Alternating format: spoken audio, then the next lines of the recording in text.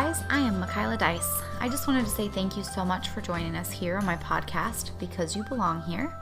The purpose of this podcast is to talk about testimonies. I am a firm believer that your testimony should be someone else's prophecy. So we will be talking with some of my friends and family and people that I love about things that God has done in their lives, and I will be sharing different things about things that God has spoken to my heart and things that I've experienced through Him and His Word. And so I just wanted to tell you, grab a cup of coffee, pull up a chair, and come hang out with us as we go deep, discovering the ways that God has proven His love in tangible ways. I am so excited you're here. All right. Good morning. I am here with my friend CaraLea, and we are going to talk about some really cool things.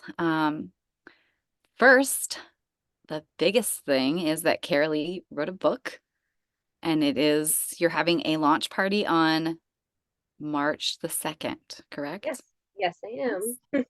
So excited. So in the show notes, I will include a link where you guys can pre-order her book because it's going to be beautiful. So CaraLea, why don't you tell us a little bit about yourself and a little bit about your book and kind of the process that got you to becoming an author?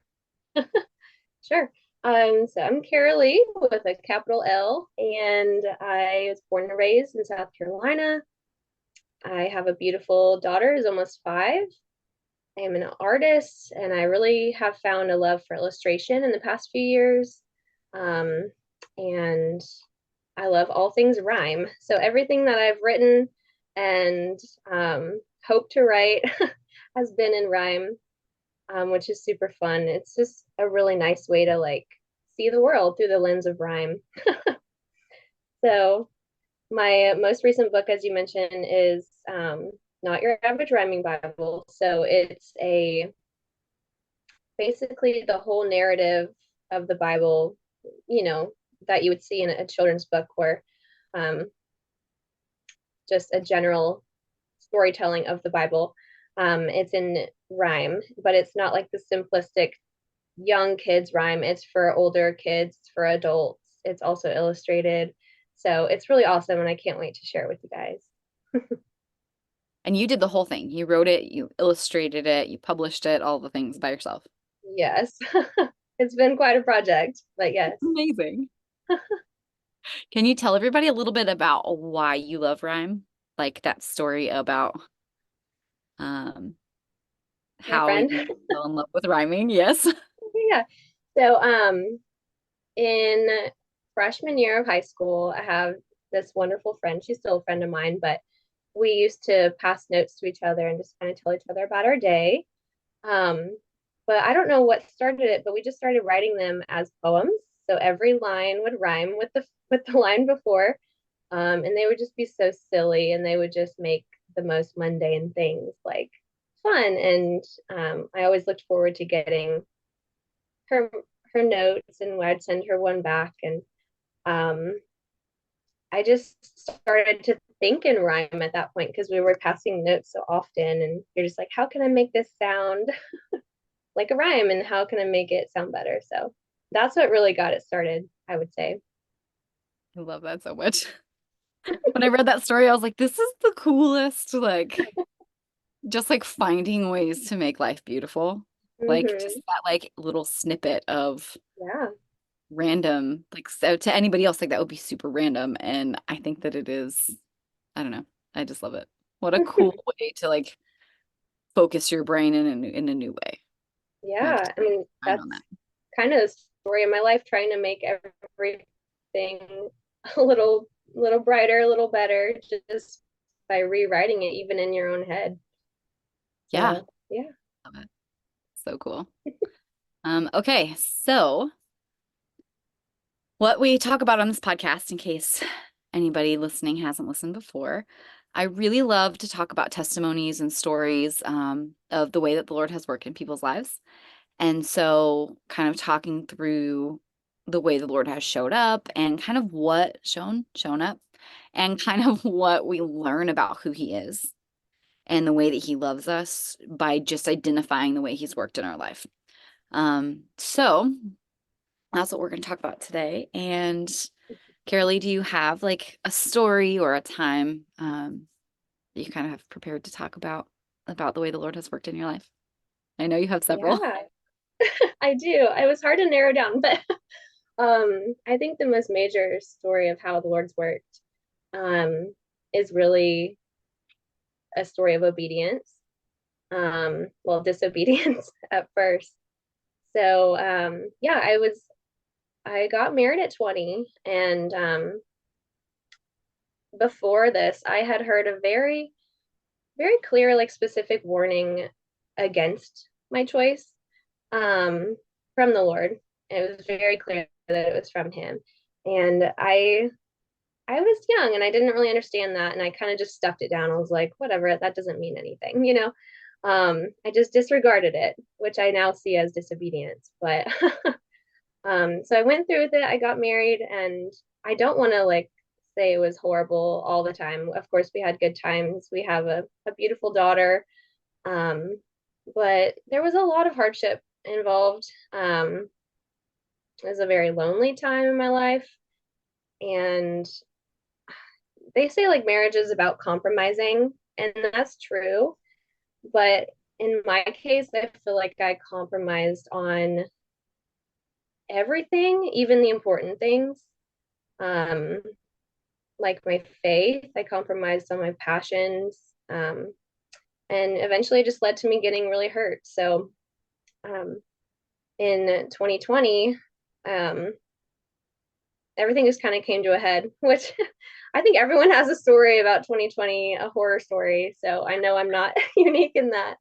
But yeah, so everything came to a head, and I was faced with a decision to stay or leave the marriage. And um, yeah, I sat down and prayed about it, and immediately I was reminded of that warning.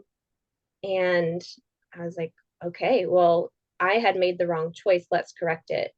And it's it's kind of like shocking because God knew, God knew 7 years prior what was going to happen in the future, and He tried to warn me about it. And Mhm. I could have been saved from a lot of hardship, but I had to go through that to really understand His sovereignty. And Mhm. like, um, so even though I had made a really hard choice, and there was a lot of grieving and there was a lot of hurt and redoing, just picking up my life and starting over, a lot of counseling, all the things. But there was just this really almost immediately like solid foundation of peace that I made the right choice. Mhm. Um, and that was based on it being a choice from God and not from me. Um, and so I feel like prior to all of this, I was someone who you go up, you make a decision on your own without anyone else's help. You make a decision based on your emotions and your desires, and then you're like, "Hey, God, can you back me up on this, or can you bless this decision that I already made without asking you anything about it?" Um, and then through this process and through this hardship, I was able to see that that was wrong. Like, sure, I still saw God through my whole marriage, through my whole life beforehand, but, and He still showed up, He still did miracles. But so it's been so much sweeter since stepping into that obedience. It's almost like I was on a detour for all those years, and then I finally like get back on the main road. And it's like, oh, Yeah. this is so much easier. Like, it's still hard, but it's easier, because it's His will and He's there to help you. So it was a real shift. And that's why I say the Lord moves so much. It was such a shift in my mindset, um, that before I make any decision, I'm going to come to you first because I don't trust myself. I don't know the future. I don't have the skills for my decision, but you already know. And so what would you have me do? And will you help me through it? So yeah, Yeah. just a major shift in thinking. So that changed my life. It really did. I love that. I feel like all of us have a story where we say, like, I really felt like the Lord said this, but I tried to tell him this. Yeah. Or, Yeah. like right now we're having a conversation about something regarding our children, and we've been talking through it. And I keep telling my husband, like, I really feel like the Lord is saying we're supposed to do this, but I really feel like maybe he doesn't know me as well as he thinks he does. Right. That's really hard, and you don't want it. Like, and I know in the end, like, it's always like, I'm so glad that I listened to the Lord. Or Yeah. in times where, um, I don't know if I told you this story, but before, so we adopted the first two children. And then when we moved into our new house we moved from Arizona to Alabama, I really felt like the Lord was saying, like, hey, when you have a daughter, it's going to be quick and you need to prepare your nursery. And I was Mm, like, I don't think so. Like, yeah, I have right. all these years of infertility and like all this stuff. Like, no, I'm done. Like, Yeah. I don't think that that's what I want to do. Um, I can't have an empty nursery after all these tears, like, was kind of my like logic. And we had kind of talked about it and we were like, yeah, whatever. And we just brushed it off and didn't ever do it. Yeah. And then before we adopted our daughter, we had a failed adoption and we did everything. We got Mm, everything ready. And I mean, it was somebody calling us saying, hey, we think that you should adopt this child. And we were like, I guess so. Like, yes, and see what happens. And so we did fundraising, we did home yeah. study, we had the nursery, like we had a baby shower and everything. Like the Mm, nursery was ready. And then we got the call that it wasn't happening. And we were like, what? But yeah. the Wow. beautiful thing is we got the nursery ready and it was ready. So when we got a phone call a couple months later from our attorney saying, hey, this birth mother has chosen you guys, but she's 37 weeks pregnant. Can Wow. you do that? And we were like, well, yeah, we're ready. Like, we were Hmm. ready 3 months ago. Wow. And so we were able to say yes to something that happened really fast. But because we were disobedient in the beginning, we had to go through like a whole breaking process and like a grieving process, because it's like we put ourselves in a spot to get our hearts broken because we didn't obey in the first place, Yeah. you know? And I mean, Ariel is the light of our life and she's amazing. And I wouldn't trade any of those experiences for now, Yeah. but yet could we have avoided some of that? Mm, But that's the part of that is too, you never want to say, I'll just be the person that I will be in 10 years, because you don't want what it's going to take to get you there. And yeah. then you become this person and you can say, like, the Lord worked even though I was an idiot. Yeah. Yeah. Yeah. Well, So, I thought of an analogy this morning. Can I share it with you? of course. So just the two different frames of mind. So the mindset of I'm gonna do this my way and then ask you to back me up. So say you're a person and you're going to go on a hike at a mountain you've never been to, a place you've never been, and you're gonna go by yourself and you're just planning to do it. And you're like, this sounds like a good idea. There's a waterfall somewhere. Let's find it. And we're just like, hey, Jesus, can you get in my book bag? Like, can I just carry you along? So like if I get in a bind, you can help me. Mhm. Um, and he'll give you a snack, or call you like a helicopter or something. But um the difference between that and true like fear of the Lord and like asking him first what to do is having him as your guide. And he knows the mountain. He made the mountain. Like he knows every little obscure detail. He knows where to put your foot. He knows where the waterfall is. Even if it's a hard hike, he can lead you through it. Um, Mhm. and having that guide who knows literally everything about it will help you get there so much faster and so much easier than if you try on your own. Yeah, So, that's really good. Yeah. That's so good. Came to me this morning. So, It's funny because I'm currently writing a blog post for Crew for our young adults ministry, right? yeah. And we're publishing blog posts. And so Pastor Bunk asked me to write one related to like relationships and dating because it's February and all the things. And Yeah.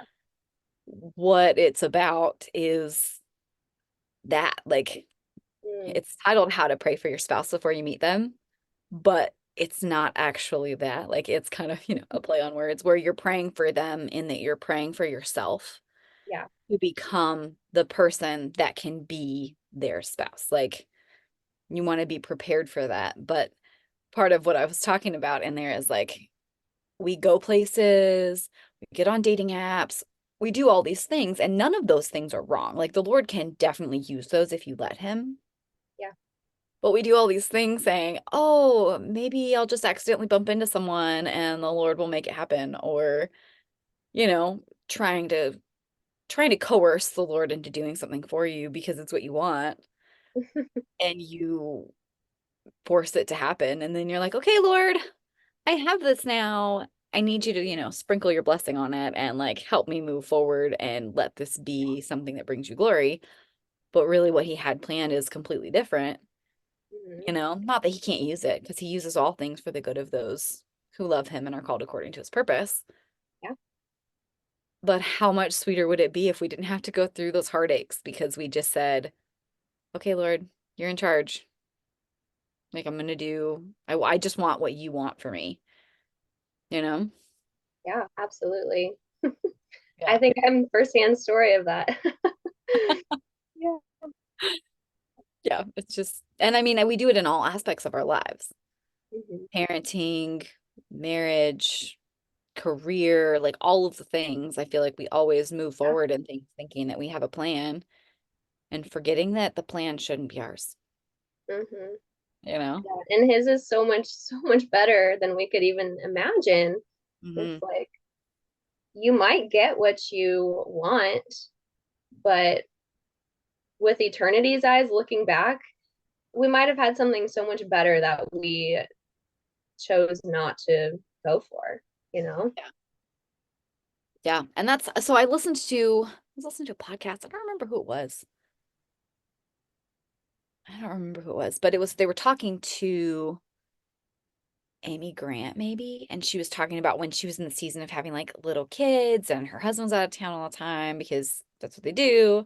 And her mother-in-law was there and she woke up one morning and she had an interview with somebody on the other side of the world. And Mm, so she had this like weird time that she had to be on the phone and like her baby had been up all night. And her mother-in-law said, when you feel that way, just say, Lord, help me help someone today who needs me. Let me draw someone like to you and just help me see things from an eternal perspective. mhm, And that like eternal perspective phrase has stuck with me. And I mhm, mean, we're in a really hard season of parenting right now, and I'm trying to remember mm. like the battle is not with my children Right. because the battle is not flesh and blood. Like I'm not like in a battle with them. That's not where the war lies.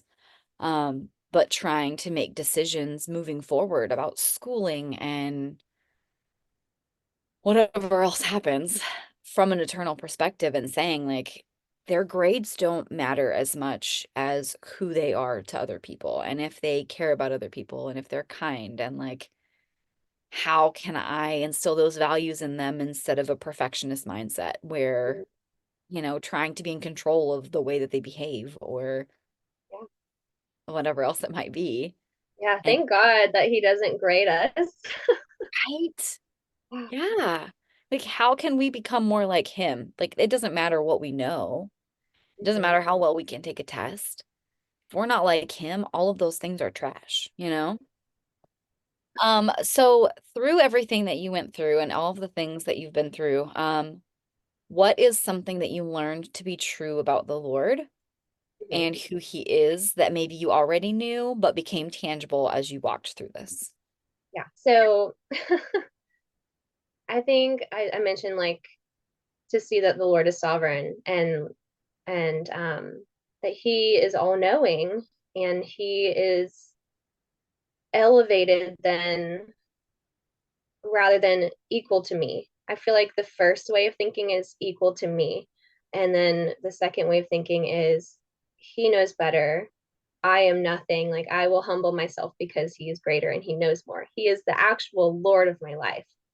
Mhm. So, but also just like to know that the Lord is kind. Even if you do make the wrong choice, he's still going to show up. He's still going to be in your backpack. He'll still help you, you know? But then he's also kind to bring you back into that place of obedience, even if it's harder than we expect, you know. But what I'm getting at is like I truly believe that obedience is it unlocks an abundance and a favor in our lives. Mhm. Um, and it's something that we don't really witness unless we have that mindset.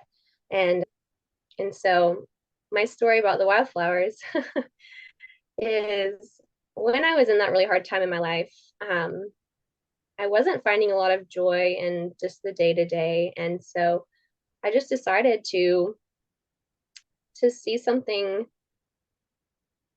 good in every day, something that I could make a note of, whether it was big or small, whether it was just a cloud in the sky or a good conversation with a stranger or something, just something to cling to every day that I could enjoy and have happiness in.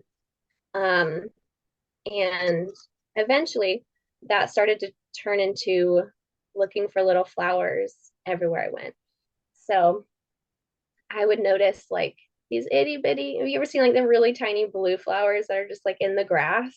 My favorite. Yeah. And the thing about it is there are flowers year round. Like maybe not everywhere in the world, but probably there's something that's beautiful in every season, everywhere, all the time. Because God made it, you know? So Right. you just have to look for it.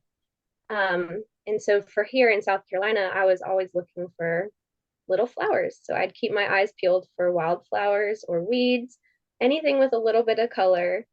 Um, so I would, it turned from just anything into flowers in my head. And so every year I'd be driving around and I would look for the flowers on the side of the interstate, all these things. And I did this for years. I would actually like make little bouquets out of the flowers I'd find. I'd go on walks with the intention of finding something beautiful on it, and taking a picture of it. Um, so for years I was doing this. And then one day I was driving to work and I went a different route than usual. Um, and I end up driving past this huge field of poppies. And I don't see those anywhere. Like that is so uncommon for me. But it literally took my breath away because yes, it was beautiful. And yes, I might have noticed it before all of that.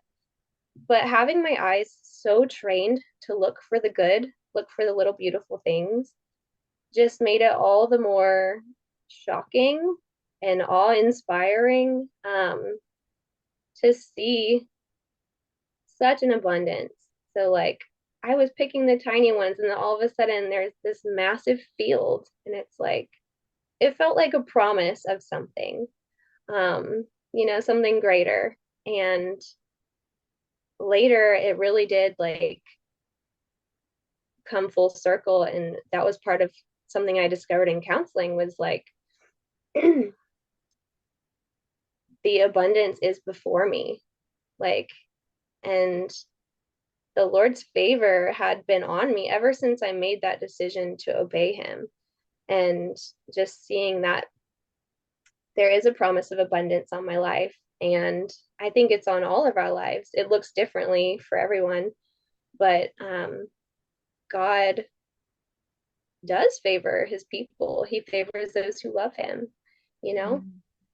And yeah, it's just a really beautiful, like, way of seeing it in just eternal perspective, heaven's eyes, training your eyes to see um, what God's doing, even in the dark times, and then He'll bring you out of it into the harvest. Yeah. Yeah.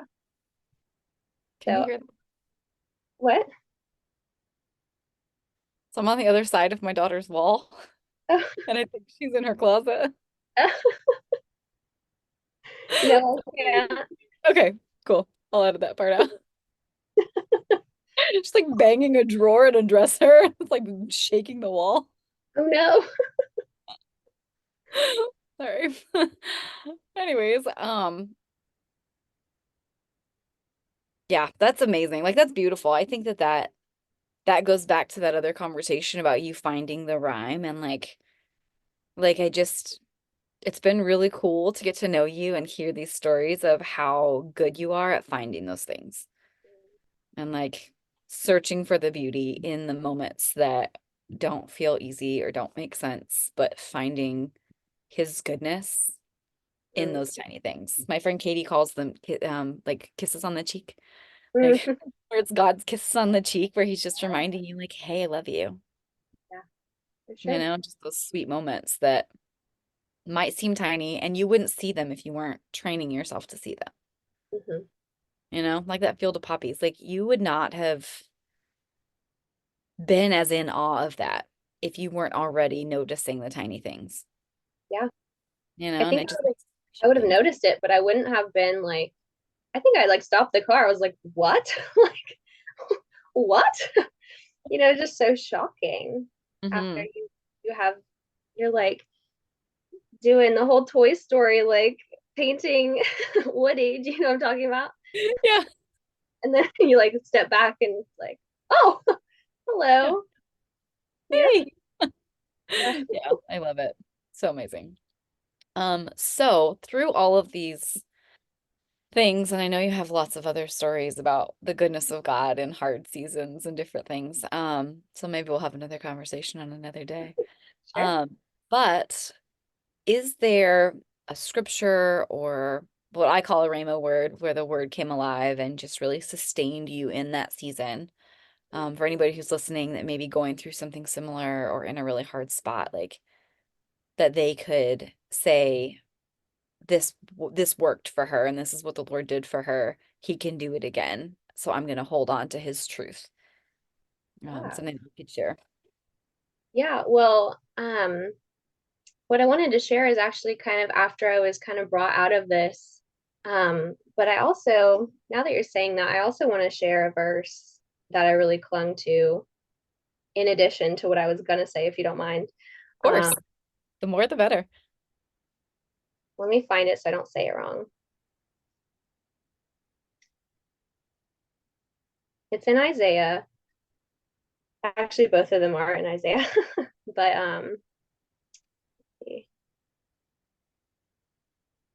I really clung to this. And it also just has so much garden imagery, which is kind of where my story just goes. It's flowers, all things flowers are CaraLea. Um, come on. Let's see. Okay. For the Lord shall surely comfort Zion. He comforts all her waste places and makes her wilderness like Eden, her deserts like the garden of the Lord. Joy and gladness will be found in her, thanksgiving and the voice of song. Mm. Yeah, so just wanted to share that on top of what I'm going to say. But I love that verse so much because it just ties into my story, like I was saying. Beautiful. Yeah, so I want to say this was in 2022, um, where I felt like I was in this really good season. I felt like I was healing, like, and I was properly healed, although, that's ongoing. But I was feeling really good about where I was in my life. But my church was doing a prayer and fasting time, and we had these booklets with verses to like meditate on. And I had heard of the Lord like waking up people in the middle of the night to like talk to them, but it hadn't really happened to me. But this particular day, like at 5 a.m. in the morning, it was the first day of the prayer and fasting. Excuse me. And I woke up and I was like, oh, are you trying to say something to me? So I went to my daughter's room, which is where I am now. And I read the verse for the day, and it was Isaiah 61:1, which a lot of us know, but It was the Spirit of the Lord is upon me, for the Lord has anointed me to bring good news to the poor. He sent me to comfort the brokenhearted and proclaim the captives be released and prisoners freed. Um, and I've read that before and I've heard the song Jubilee, like I know the verse. But the Lord just like said to me, CaraLea, you were a captive. Mm. You were brokenhearted. You were a prisoner. And I had never like seen myself that way. Like I was like, yeah, I went through hard times, like, but it wasn't that bad. Someone else has it worse, or like it was just minute, like it wasn't big. But he's like, no, it was hard and it was bad, and not just my marriage, like just not knowing him as I should. And then he said, it was worse than you thought, but I'm so much better than you think. And I just started sobbing. I'm like, wow, like he is going to show me that he's better than I think. I might not believe that in this moment because better than I think, I can't know that. I can't know what's better than I think. But he's going to prove himself and he's going to show up. And I'd say since then he has, and I trust that he will continue. Um, but that's not only for like me and my situation. It kind of just opened my eyes to what sin is and how bad it is and how the Lord sees it. And it's worse than I thought. There's a depravity in it. And that makes the gospel so much sweeter as well. Yeah. That's good. Yeah. That's So good. it's hard to accept his grace if you don't see yourself as doing anything wrong. Yeah. So, Yeah, that's such a huge aspect of it too, is noticing and like realizing the places I've been and the things that I've been doing. Because good is not always God. right. Things can feel good, they can seem good, they can seem like the right thing. And then you realize later that really wasn't what God told me to do at all. Mm-hmm. What he told me to do didn't make sense. So I decided that this was really good too. So he could use this. Mm-hmm. And to realize the things that we put ourselves through, the heartache that has to happen because we, you know, follow our own path instead. Yeah. Um, Sometimes that captivity is on us. Mm-hmm. We hold ourselves in captivity by the way that we think. And we're actually doing a study right now. So Jenny Allen wrote Get Out of Your Head, Mm-hmm. and it's all about like the power of your thoughts and all the things. And so we've been really struggling in some areas in our house, like children, everyone. And so we've been kind of working through that very slowly as a family and talking about the things that we think and like thinking about what we think and how we think and reminding ourselves that we can take our thoughts captive and our thoughts do not have to hold us captive. Yeah. And I think that's a powerful way to look at that verse of like sometimes we allow our thoughts to hold us in prison. Our anxieties or our fears or, whatever it may be, the lack of confidence in what the Lord has called us to do. Mm-hmm. And like saying that like we don't have to be held captive because he is good and the spirit of the Lord is upon us. Yeah. So good. Yeah, definitely. That one was Isaiah 61:1. Yes. What was the first one? Let me find it again. Sorry. I want to write it down. Yeah. I should have It's been taking notes. Isaiah 51:3. Okay, perfect. Her Oh, garden or her wastelands into the garden of God. so good. So Yeah. Yeah. much share that with Nolan. That's so good. The poppy seed. I mean, the poppy field of God. The poppy field of God, yes. I love it. Well, do you Yeah. have anything else to add before we stop recording? I don't think so. I love talking to you. Well, thank you so much for doing this. I hope that it's Yeah. been encouraging for you. I know that there's going to be some people listening that are going to say, "Oh my gosh, that's exactly what I needed in this Mm, season." I hope know so, some yeah. people are going through a season very similar to what you came out of. Mhm. So I'll be sure to share with them as well. Yeah, awesome. Thanks, Michaela. Yeah, I love you. Love you.